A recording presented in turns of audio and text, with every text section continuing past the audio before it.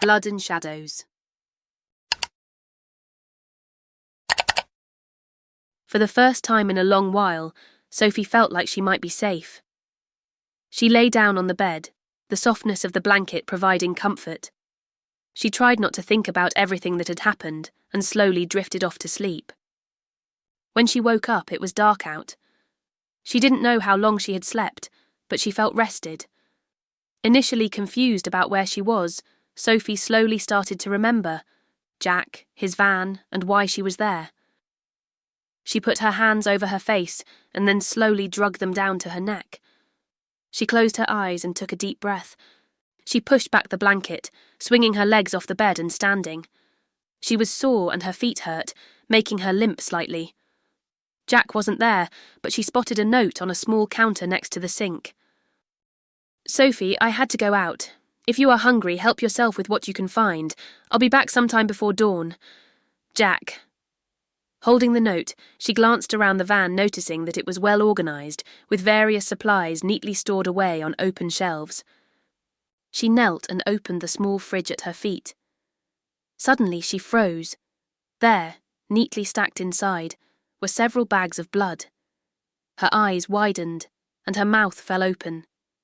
Hesitantly, she picked one up and examined it, slowly turning it over in her hands. She'd seen this before. She furrowed her brow and carefully replaced it exactly as she found it. How could this be? She thought. Am I crazy? Her hand went up to her mouth, her eyes darting around as she tried to decide what she should do next. She reached out and tried opening the door. To her relief, it opened. She wasn't trapped. She could run. She could run right now if she wanted. But thoughts of the grotesque man in the gas station stopped her. Where would she go? After some time, Sophie grabbed an apple off the counter and stepped outside. She wanted to inspect the surroundings, see where she was. The night air was cool, and the only light was the moonlight. As she stepped out of the van, she took in the serene surroundings of the valley. The area was peaceful, with the gentle chirping of insects. The ground was covered in soft grass, and the trees surrounding the valley stood tall, rustling gently in the breeze. The air was fresh, carrying the scent of pine and earth. Sophie could hear the distant hoot of an owl echoing through the valley, adding to the sense of being surrounded by nature. As Sophie stood observing the scene, she heard a woman's voice and turned to see her gesturing to come over. "Hello there," the woman greeted with a warm smile. "I'm Maria. Please, have a seat and join me." Sophie hesitated for a moment, deciding if she should approach the woman. Then she walked slowly, limping a little. She sat down next to Maria. "Hello, I'm Sophie," she said. Maria looked up and smiled warmly. "It's nice to meet you, Sophie. So, Sophie, tell me, how'd you end up here?" Sophie paused for a moment. "Well, it's kind of hard to explain." "Why don't you try, honey?" Maria said while she continued to knit. Sophie took a deep breath and began to explain. "I was at a gas station. My foot was injured, and I was in a lot of pain. I thought the place was deserted." She paused, her eyes distant as she recalled the events. "But then I heard this noise. I saw this thing. It looked like a man, but there was something horribly wrong with it. There were these terrible noises." Maria's knitting slowed as she listened intently. "That sounds horrifying," she said softly. "It was," Sophie continued. "I grabbed a wrench to defend myself. That's when Jack appeared. He just shot it." Maria seemed unfazed. "It sure is a miracle Jack found you when he did." Sophie nodded, her voice trembling slightly. "He bandaged my foot and brought me here." Maria reached out and gently squeezed Sophie's hand. "I'm glad you're safe now." Sophie looked out over the field and thought about how peaceful it felt. Then she looked at Maria and asked, "Maria, how did you end up here?" Maria continued to knit, her silver hair glinting in the moonlight. "This van belongs to my son," she said matter-of-factly. "He brought me here for safety. People have been acting very strange lately. and he thought it would be best if we stayed away from the city. Sophie listened, nodding as Maria spoke. "Strange how?" she asked. Maria's expression grew thoughtful. "Well, honey, people are behaving, erratically, almost as if they're not themselves. My son decided we needed to get out before things got worse." Sophie leaned back in her chair, both women silent now. "What's going to happen to us?" she thought.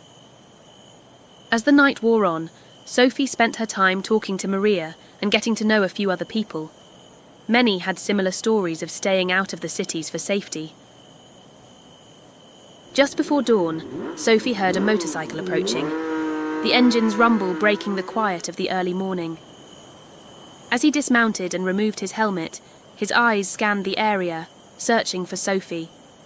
He spotted her sitting and talking to Maria. The soft glow of the moonlight illuminated her face, highlighting her delicate features. Sophie had long, wavy brown hair that cascaded down her back, and her striking green eyes stood out against her fair complexion. She was slender, wearing a simple white shirt and a pair of jeans that fit her perfectly. Despite everything she had endured, there was an undeniable beauty about her that caught Jack's attention. As he approached, he couldn't help but notice the way her eyes sparkled when she spoke, and the gentle curve of her smile as she listened to Maria. There was strength and resilience in her that Jack admired. Jack cleared his throat softly to announce his presence. "Good morning, Sophie," he said gently. "How are you feeling?" Sophie looked up, her green eyes meeting his. "I'm okay, I think," she replied. "But I have so many questions." Jack nodded, understanding her need for answers. "We'll talk about everything," he assured her. "But first, let's take a look at that foot." Jack approached Sophie, his eyes filled with concern. Without hesitation, he swept her into his arms, cradling her gently. Sophie felt a mix of surprise and relief as Jack carried her back to the van. His strength and warmth provided a sense of security she hadn't felt in a long time. When they reached the van, Jack carefully set Sophie down on the bed. He knelt beside her and began to inspect her injured foot. His touch was gentle, yet firm, as he examined the bandages and checked for any signs of infection. "How does it feel?" Jack asked, his voice soft and reassuring. Sophie winced slightly as he pressed on a tender spot. "It's still sore, but I think it's getting better," she replied. Jack nodded, his expression serious. "I'll reapply the bandages and make sure it's properly cleaned. We need to keep an eye on it to prevent any complications." As Jack inspected Sophie's foot and carefully changed the bandage, she glanced out of the van's window. The moonlight cast shadows across the field, and she noticed a figure approaching from the distance. The figure drew closer, and she squinted to get a better look.